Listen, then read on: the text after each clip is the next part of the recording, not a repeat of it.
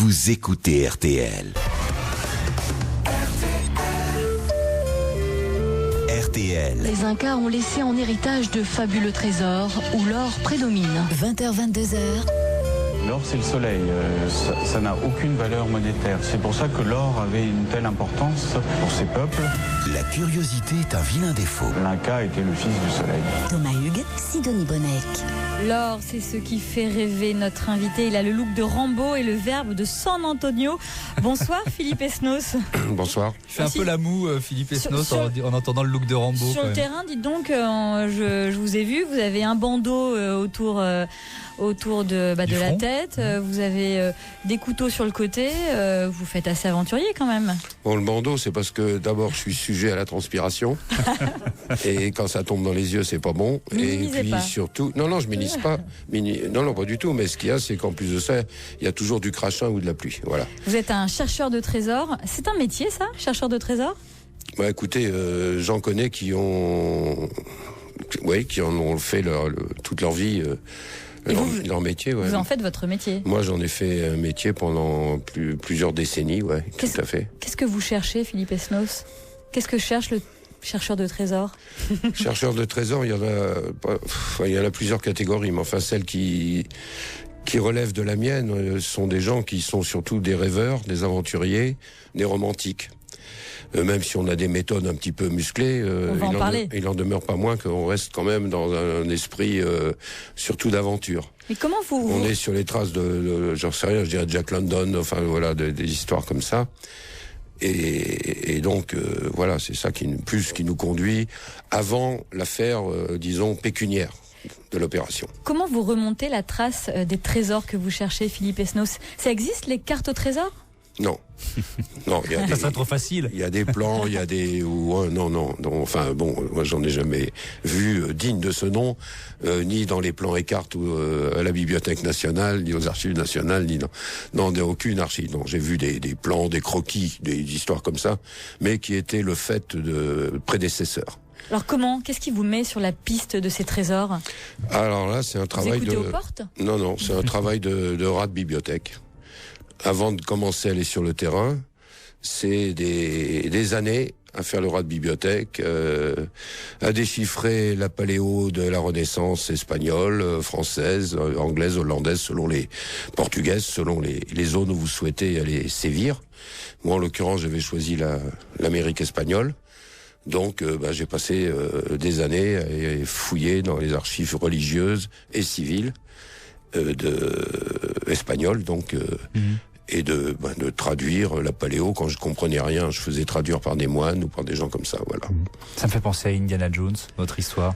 Puisque oui, sauf que moi je suis pas professeur d'université, ouais, voilà, c'est tout. D'accord. Mais vous êtes rat de bibliothèque. Vous faites rat de bibliothèque, voilà. Ouais. Ouais. Ça commence par des recherches. Et est-ce qu'il y a des questions d'autorisation ? Oui, j'imagine.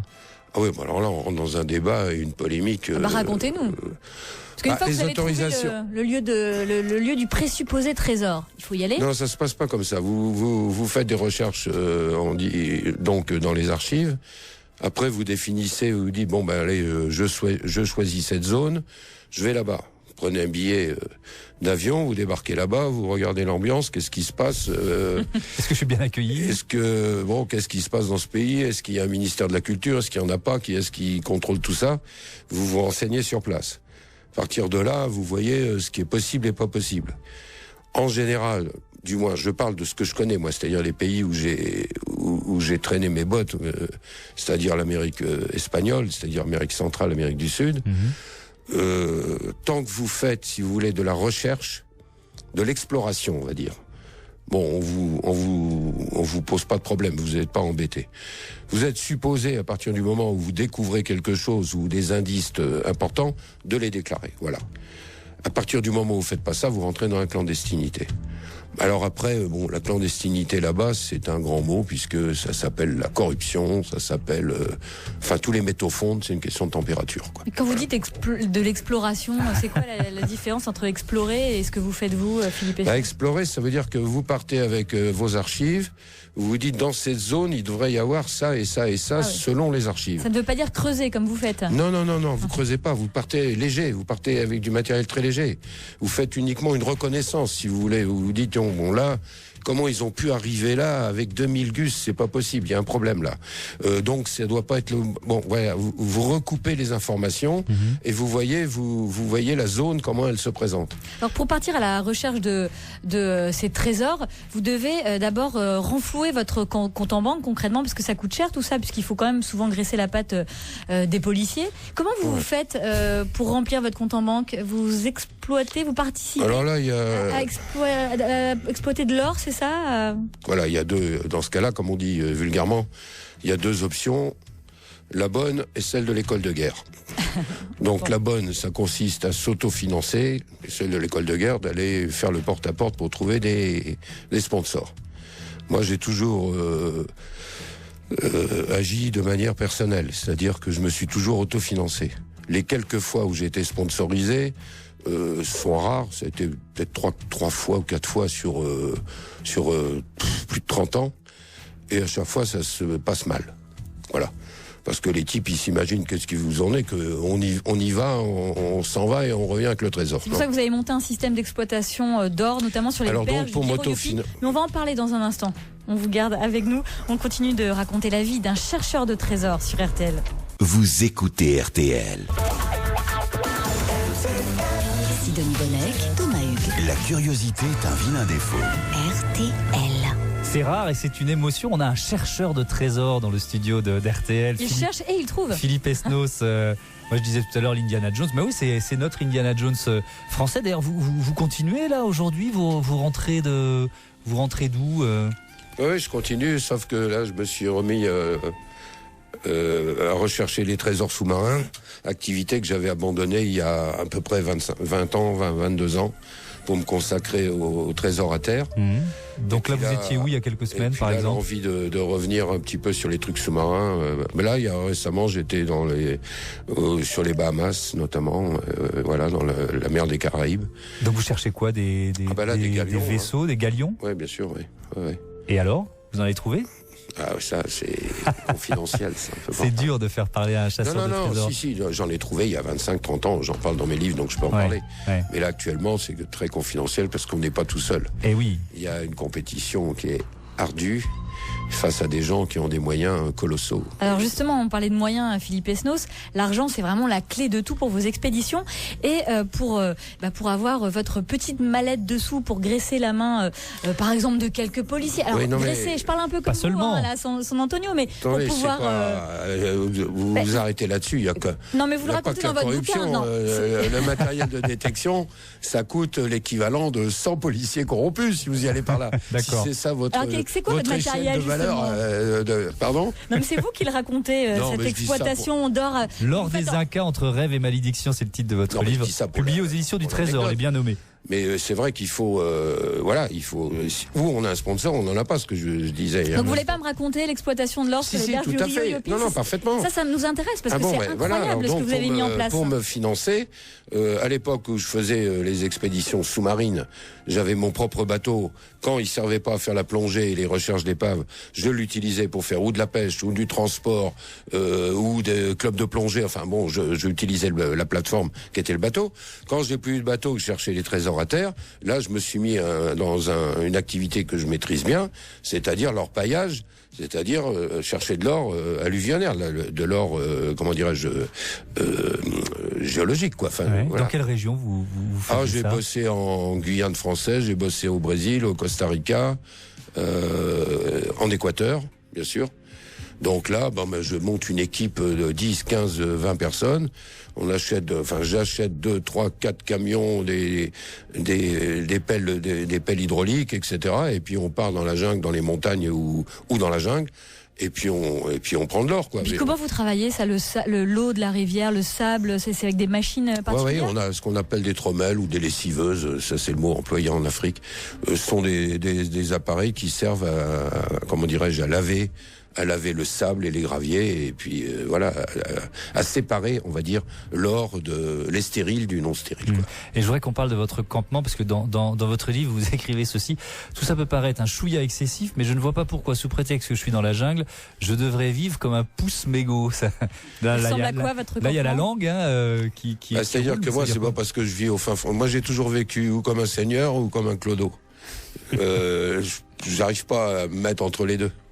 Alors donc, quand j'étais dans la jungle, je vivais, ça m'empêchait pas, bien que travaillant dans la boue, sous la pluie, avec tous mes gars, le soir, dans ma tente, dans mon campement, j'avais amené avec moi ma cantine dans laquelle j'avais mes couverts en argent de famille, où j'avais mes verres en cristal de Bohème, et j'avais emmené mes munitions de whisky de précision et puis de vin convenable. Bon, concrètement, à la fin, Philippe Esnos, vous partagez l'or entre vous et les Indiens qui vous ont aidé à l'extraire. Une fois que tout ça s'est amassé, vous pouvez partir à la chasse au trésor, par exemple. Dans les années 90, vous partez à l'assaut de la montagne sacrée des Yanganatis, c'est en Équateur. Vous cherchez quoi précisément là-bas ? Je recherche la rançon, une des caches, parce qu'il y en a eu plusieurs, de la rançon dite d'Atahualpa, donc qui avait été exigée par le conquistador Pizarro auprès de l'Inca Atahualpa avant de le c'est au XVIe siècle. De le tuer.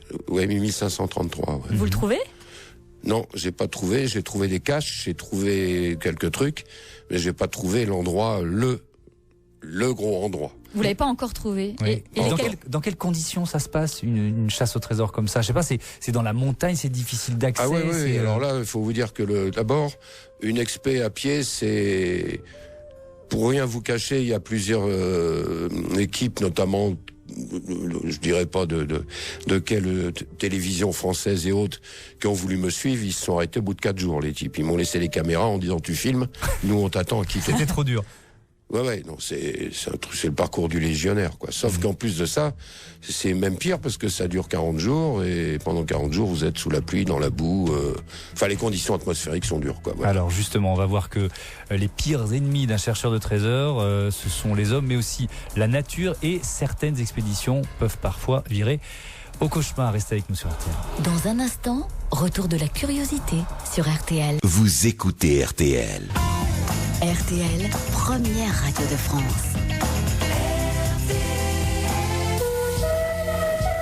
RTL. 20h-22h. La culture Inca remonte à plus de 2000 ans. Assez de temps pour se constituer un trésor de taille. La curiosité est un vilain défaut. L'objet en or est donc partout, mais il est surtout le symbole d'une hiérarchie. L'occasion de découvrir le monde des Incas de l'intérieur. Thomas Hugues, Sidonie Bonnec. C'est un aventurier, une tête brûlée que nous recevons ce soir dans notre studio RTL. Philippe Esnos, vous êtes chercheur de trésors depuis plus de 30 ans. Vous allez nous raconter l'une de vos expéditions. Vous partez en quête d'un trésor qui serait immergé dans la lagune sacrée de Santa Barbara. Nous sommes toujours en Équateur ? Oui, tout à fait, oui. Et qu'est-ce que vous cherchez ? Quelle est la promesse de ce trésor ? Les lagunes sacrées de Santa Barbara et autres qui sont autour, à l'époque, c'est antérieur aux Incas, puisque c'était les Indiens Cañaris, qui étaient là-bas et qui ont été réduits en esclavage par les Incas quand les Incas ont pris le pouvoir, qui a duré 70 ans, comme on sait. Et à l'époque, les offrandes, eux, croyaient en la couleuvre, et contrairement aux Incas, les Cañaris croyaient à la lune, non pas au soleil, et à la grande couleuvre qui était dans un lac. Et cette couleuvre devait être honorée 2 fois par an. Et 2 fois par an, tous les peuplades montaient avec les prêtres et on balançait des offrandes dans cette lagune. C'était tellement plein d'offrandes, plein d'or, plein de choses comme ça, qu'au moment de la conquête, Gonzalo Pizarro, le frère de Pizarro, avait demandé à ce qu'on vide cette lagune. Et le plus amusant, c'est que les moines et les curés de l'époque, qui accompagnaient les conquistadors, avaient dit il faut absolument extraire toutes ces trucs. Ces trésors. Oui, pas ces trésors. Ces offrandes. Oui, mais qui étaient contre la religion, quoi, si vous voulez. Et donc, bon, ils ont jamais réussi à vider cette lagune parce que c'est quand même pas évident. Donc ça, c'est pas tombé dans l'oreille d'un sourd, c'est tombé dans l'oreille de Philippe. Mais ça, c'est pas tombé dans mon oreille. C'est pas tombé dans mon oreille. Comment vous l'avez su, tiens ? Mais on l'a su parce que c'est le courrier entre Charles Quint et Gonzalo Pizarro, Ça remonte. qui est conservé aux Archives générales des Indes à Séville. Et quand vous faites le rat de bibliothèque, vous faites tout ça. Vous regardez la correspondance qu'il y avait entre les conquistadors, Philippe II, enfin Charles Quint d'abord, et Philippe II ensuite. Ensuite, vous y allez. Et ensuite, vous y allez. Pour chercher quoi? Pour Comment pour chercher quoi? Pour essayer d'extraire justement, de trouver ces comment dirais-je, ces trésors qui sont là, qui sont les offrandes qui avaient été faites par. Alors qu'est-ce que vous trouvez? Le terrain, c'est quoi? Le terrain déjà, c'est 3 jours de marche. Ah oui, pour y arriver déjà, c'est une marche d'enfer, puisque évidemment tout ça, c'est à 4002 que ça se passe. Hein. D'accord. Après, c'est un lac dans lequel vous plongez. C'est un petit lac. Et dans lequel on plonge, et puis comme c'est que de la vase et tout, c'est quand même assez dangereux. Moi, j'ai failli rester collé au fond là une fois. Et après, on amène ce qu'on appelle des dévaseuses, une pompe, si vous voulez, pour aspirer la vase et puis le fond, enfin ce qu'on fait partout quand on fouille des épaves ailleurs. Qu'est-ce que vous avez trouvé alors, Philippe Esnos, au fond de cette lagune sacrée de Santa Barbara? J'ai pas trouvé grand-chose. J'ai trouvé les preuves. J'ai trouvé quelques pièces. J'ai trouvé quelques poteries. J'ai trouvé quelques bricoles comme ça. Mais enfin, qui ont confirmé, si vous voulez, le fait que tout ça était parfaitement exact. J'aurais pu faire beaucoup plus, mais à condition de monter avec du matériel, du gros matériel, on va dire, matériel de travaux publics. Mais ça veut dire que d'autres étaient passés avant vous? Ils m'auraient tué avant à mi-chemin, les Indiens. C'est-à-dire? Si vous voulez, ils savent que c'est une lagune sacrée par la, comment dirais-je, par la mémoire orale. Ce qui fait que pas question d'aller mettre les pieds là-dedans. Mais est-ce qu'un petit peu plus loin, dans une autre lagune, vous allez découvrir un butin incroyable, il me semble? Ah oui, ça c'est pas dans la lagune, c'est les contreforts. C'est-à-dire qu'à l'époque, ils avaient tendance à enterrer, c'est pas enterrer, mais à mettre leurs morts dans des cavernes et dans des, comment dirais-je, dans des falaises qui étaient justement au-dessus de ces lagunes. Donc c'était les caciques, les gens qui étaient, enfin les riches, les responsables, les gens influents, quoi, et qui étaient mis là. Et là, qu'est-ce que alors vous avez découvert? Là, effectivement, là, il y a des momies. À l'heure où je vous parle, si les archéologues étaient moins cons, je les aurais amenés là-bas, ils feraient des découvertes fabuleuses. Pourquoi vous dites ça? Parce que c'est un peu en guerre contre eux parfois. C'est eux qui sont en guerre contre des gens comme moi. Et ils ont tout à fait tort. Ils vous accusent de pilleurs de tombes, concrètement, oui, c'est ça? C'est-à-dire que eux, quand ils profanent une sépulture, ils appellent ça fouille archéologique. Vous voyez? Ça, c'est leur terminologie. Moi, si je fais ça, je suis un pilleur de tombes. Pourquoi? Qu'est-ce que vous faites de tout ce que vous découvrez? Vous le vendez à qui? C'est peut-être là qu'il y a le problème. Alors moi, je vends une partie quand j'ai pas de sous à des collectionneurs. Ce qui permet, sur place... Des collectionneurs privés, donc? Oui, privés, sur place, ce qui permet d'abord que les pièces ne quittent pas le territoire, qu'elles soient gardées par des gens qui sont amateurs, donc qui vont pas les fondre, qui vont les garder, le patrimoine va rester sur place, eux, ils vont me donner des sous, je vais pouvoir remonter une autre expé. Ça, c'est une partie du butin, et l'autre partie, je les donne aux moines. Parce que c'est eux qui m'ont laissé rentrer dans leurs archives où ils laissent rentrer personne. Mais les archéologues, ils font quoi alors, contrairement à vous? Pardon, les archéologues, quand eux font des découvertes, Non, d'abord, les archéologues, ils font pas de découvertes, sauf si on leur dit à tel endroit, il y a telle et telle chose. J'ai jamais vu un archéologue dans les archives faire des recherches en archives. Ils font comment dirais-je, des découvertes qui sont, c'est fortuit. C'est-à-dire quelqu'un leur dit, tiens, on a trouvé un truc là, il faut que vous veniez. Et on c'est vous pas dit, un peu caricatural, ce que vous dites? Pas du tout. Je peux vous dire que la collection d'or de la Banque centrale de Quito provient d'un collectionneur privé, hollandais d'ailleurs, ou allemand, je me souviens plus, qui a dit à sa mort qu'il en faisait cadeau au pays. Tout ce que vous voyez exposé, que ce soit à Lima ou à Bogota, c'est tout, sans aucune provient de pillage. Mais pareil, combien ça rapporte la pièce que vous avez vendue le mieux? Non, mais là c'est complètement, si vous voulez, c'est un gentleman agrément avec le collectionneur. Les collectionneurs qui achètent ça sont des gens richissimes, qui n'ont pas besoin d'argent et qui sont des amateurs, quoi, et qui gardent ça. Je suis passé dans le National Geographic, dont je fais partie d'ailleurs, parce que je fais partie du National Geographic américain, où ils expliquent parfaitement ça, où ils vous racontent que c'est heureusement que ces gens-là achètent. Parce que sinon, le pilleur de thon, je parle pas de moi, moi j'ai des connexions, j'ai pas besoin de faire ça. Mais le pilleur de thon moyen, qu'est-ce qu'il fait? Il fond pour s'acheter un taxi ou une épicerie.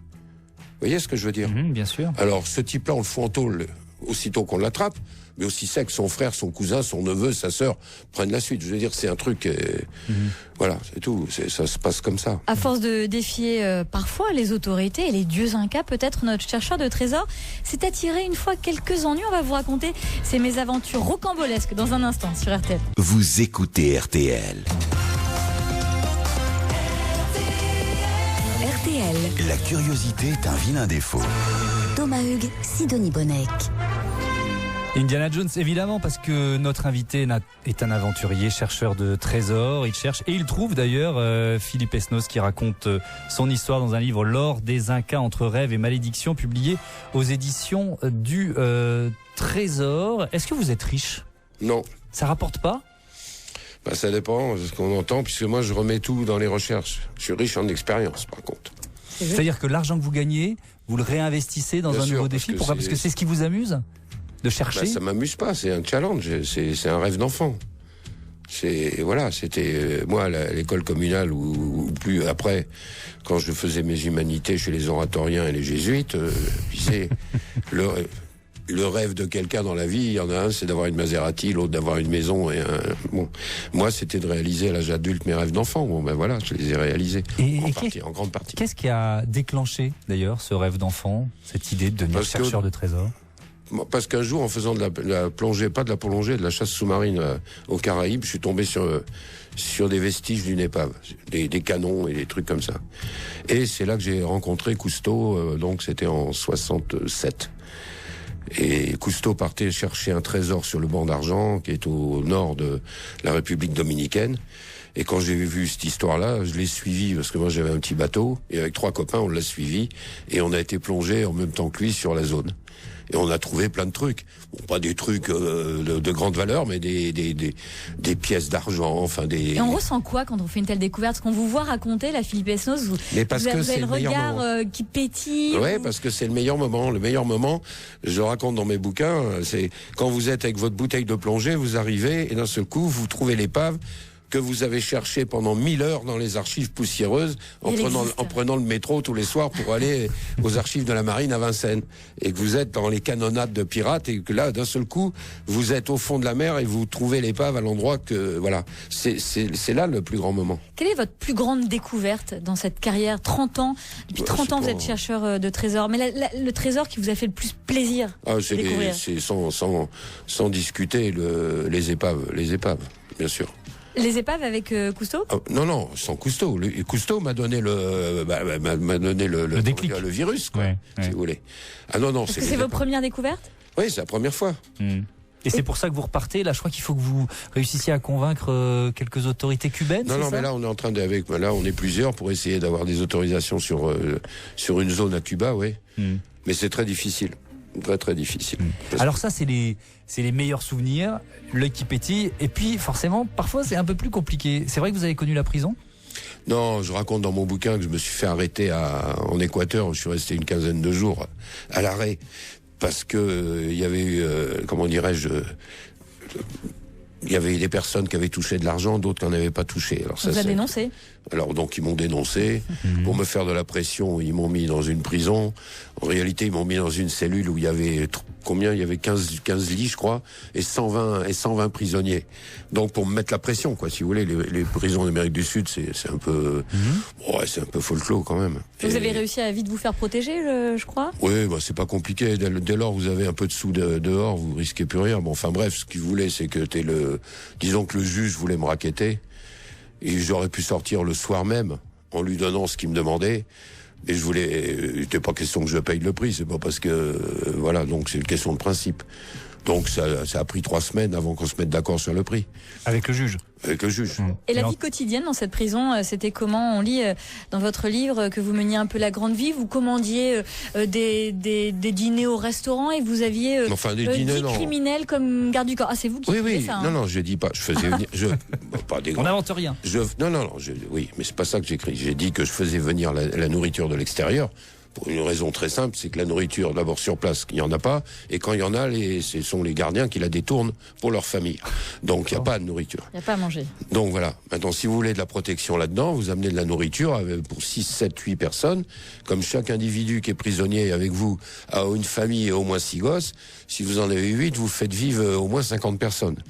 À partir du moment où vous donnez l'argent à l'extérieur pour faire vivre ces familles, les 6-8 gaziers que vous avez à l'intérieur, ils vous servent de garde du corps instantanément. Il n'y a plus personne qui va vous embêter, quoi. Et voilà. Ça coûtait moins cher que ce que le juge vous demandait au début, c'est ça, si je comprends bien? Ouais, le juge, il a carrément attaqué à $5,000 au départ. On a négocié après, je sais plus combien, $700, ou un truc, je me souviens plus. Enfin, c'était 10 fois moins que ce qu'il me demandait. Mais on peut faire ce métier de chasseur de trésors sans pratiquer le bakchiche en permanence, ou ça fait partie du jeu? C'est-à-dire que c'est pas ça, c'est que vous allez vous retrouver un jour ou l'autre dénoncé, arrêté, voilà. C'est pas chercher le trésor le problème, c'est dès lors que vous faites un truc qui n'est pas conforme. Parce que là, je raconte des histoires un petit peu acrobatiques. Enfin, ce que je raconte pas, je le raconte pas dans ce bouquin, mais je l'ai raconté dans un autre. J'ai quand même créé une sorte de fondation en Amazonie pour les orphelins. Là, pareil, il fallait payer les militaires et les policiers. Et je suis allé voir l'archevêque de Quito en lui disant, voilà, il y a un problème là. Lui, il a cru que je venais lui demander de l'argent. Je lui ai dit, non, je ne vais pas vous demander de l'argent. Je vais vous demander que vous me fassiez le ménage là-bas, que la police et les militaires viennent plus me raqueter vu que je fais ça, ça et ça. Et ça s'est arrêté instantanément. Donc, je veux dire, vous savez, l'Amérique du Sud, le sport national avant le football, c'est la corruption. Après, c'est le foot. Voilà. Philippe Esnos. Est-ce qu'il y a encore un trésor qui vous obsède d'une certaine façon? Non, je suis pas obsédé, mais j'en ai d'autres sous le coude, ouais. Lesquels? Alors évidemment, vous n'allez pas nous dire exactement lesquels, où ils sont, etc. C'est pas ce que je vous demande, mais... C'est des trésors, à terre et sous-marins. Mais je pense que ceux qui sont à terre, ça sera très très dur. Enfin, à moins d'avoir des autorisations, les permis, auquel cas c'est jouable. Et sous-marin, pareil. Mais maintenant, on est rentré dans on va dire dans une époque où il faut des moyens colossaux, quoi, gigantesques. Et c'est inépuisable, les trésors? Il y en aura toujours à découvrir? Écoutez, il y en a qui se sont amusés à calculer combien il y en avait sur la Terre, on peut pas le croire.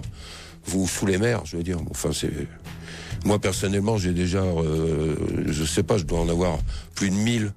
Enfin, pas de trésors, d'épaves. Bon, ils sont pas tous riches, hein, attention.